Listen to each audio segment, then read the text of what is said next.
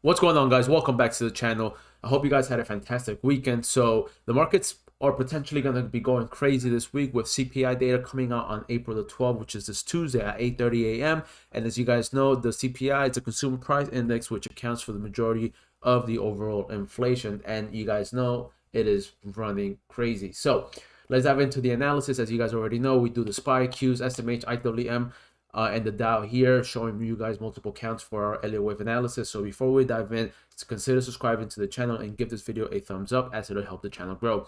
Now let's take a look at the 1 hour time frame here for the SPY, and let's turn on our labels. So on the main count, we are still looking for an expanded flat, or a flat correction rather, on this wave 4 pullback, and that is going to let us know whether or not this wave 4 is still at play. However deep the correction in this wave B is going to be, the wave C will follow. So a 3, 3, and 5 correction. I like to see this guy go up a little bit higher so that we can have the 5 wave move down to the C wave, so that we don't invalidate the beyond the territory of wave 1. As you guys already know, wave 4 cannot go beyond the territory of wave 1, as that will invalidate the wave count.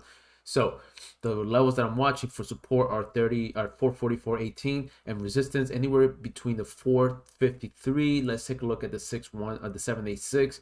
I'm gonna shut off the 50%. So between the 618 and the 786 for a wave B, I do not want to see an expanded flat. I'd rather see a regular flat, so that we don't get an extension above the origin of this A decline, right? And that way we don't go beyond the extreme of wave A. So that is likely the case that I'm looking at. However, if we fail and we continue lower, which is likely going to be the case, right? This likely is going to start heading lower. Let's see what the futures market will play out on overnight session. But should this play out, then we will have to go into an alternate count, which suggests that instead of this being the wave for completion in our main count, okay, this is not the wave 4, but rather here on March the 8th, then we went up in 1, down in 2, 3, 4, and 5 to get the intermediate degree wave 1, at which point we are now looking for the A, B, and then the final C wave down into the wave 2.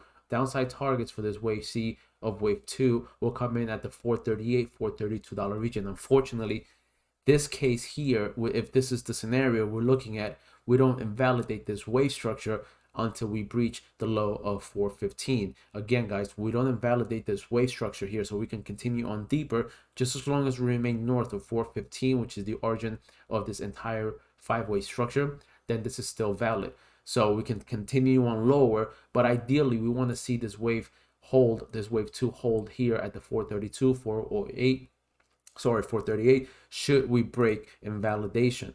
Okay, now the other count here, which is the bearish count, we're going to go in towards our alternate count number 2 here. I have to relabel them, and is that we are still correcting in the wave 4.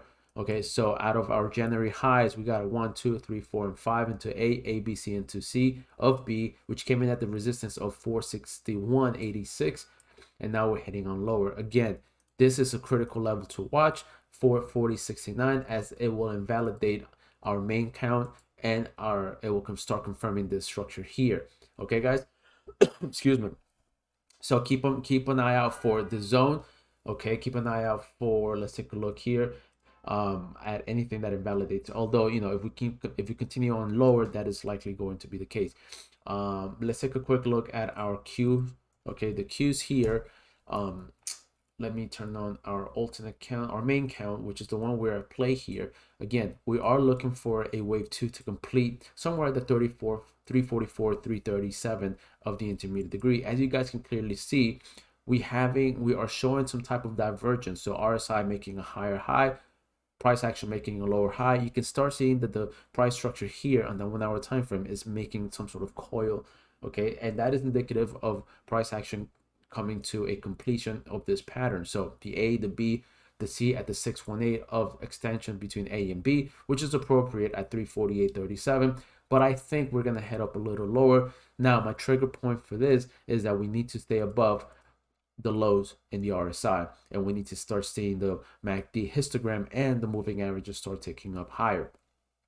Should we continue on lower, we will likely wait for any trade setup that is likely to give us a good risk to reward, which brings us to our SMH chart. All right, last week I posted a chart that this was my favorite setup, and it still is. All right, and why do I say that? If it doesn't work, again, we have a very, very, very tight stop, a very limited risk here, and then that this is the wave one. Wave two will invalidate at the origin of wave one. So anything that continues on lower, okay, we'll know relatively soon, but should we continue on higher, we will add to our position and we'll take advantage of this massive rally to the upside that will give us or yield us approximately anything between 35% to a 20% upside in the SMH. If this pattern fails and breaks, we will risk about 3.5%. Now, support, the last level of support here is 244.19. Okay, we need to hold 244.19 on the SMH. Otherwise, the SMH fails and breaks. It is likely that the entire, well, not I wouldn't say the entire, but there are some splits between the SMH, the XLY, some other charts like IWM that are big components of the markets here that are showing negative price action to the downside. So that's what's keeping me a bit worried, but we'll likely keep on tracking these. Okay, guys. So again, we're likely to see 244 hold coming into this week. Maybe after the CPI data, we'll know more as to what the markets will likely do throughout the week and the rest of April. Okay, guys. Let me take a look at IWM. IWM, guys, is a chart that, again, I'm still keeping track of this one. I'm not likely to execute any trades on it just yet, because the thing is, guys, we're still holding below major resistance. So this resistance originated on January 11th of 2021, and there was major support at this zone. Okay, so since the 11th of 21, January 11th of 21, all the way towards where it failed at January 19th of 2022. So literally a whole year of price action holding above that zone, and now we broke below it, retested it as resistance, broke below it, rejected, broke below, making higher highs, higher lows, and now we try to finally break above it at the upper band of that zone, but rejected it. So it is likely that we may continue on lower into the wave Y of wave 4. So 1, 2, 3, all right, for the first A wave, then the B wave retracement, something like this, guys. So we look for A, for B, and for C of wave Y of wave 4, and then we actually end up ripping. Okay, guys, otherwise, if we hold this support, I want to see price action break above the zone, at least retest it. I want to be monitoring this, and then we evaluate if there's any potential trades to the upside. Okay, guys, last but not least, the Dow Industrial Average, which is the DIA, the ETF. Now, this guy here, it is unlike this chart setup too, in that, so I've been showing this trend line for quite some time, guys, and it originated on the side of the top of the correction here in January excuse me, the January the 5th. It was confirmed here on the 9th, rejected, higher high, we broke out of it, and now we retested it and broke above it. So it is likely that this is the completed wave 4, 1, 2, 3, ABC to the 4. All right, and now we are going to break higher. What is throwing me off a bit here, guys, is that we have what appears to be a zigzag, okay, in the wave 4, and that's not too common. So what if I presented to you guys the fact that maybe this is instead of this being the subdivisions, and we're still in the makings of wave 1, what if this is the wave 1, okay, and this is the wave 2, because there's a zigzag here. Zigzags are more common than the wave 2 pullbacks. Okay, what if this is the case? That might be, and now we're gearing up for the wave 3.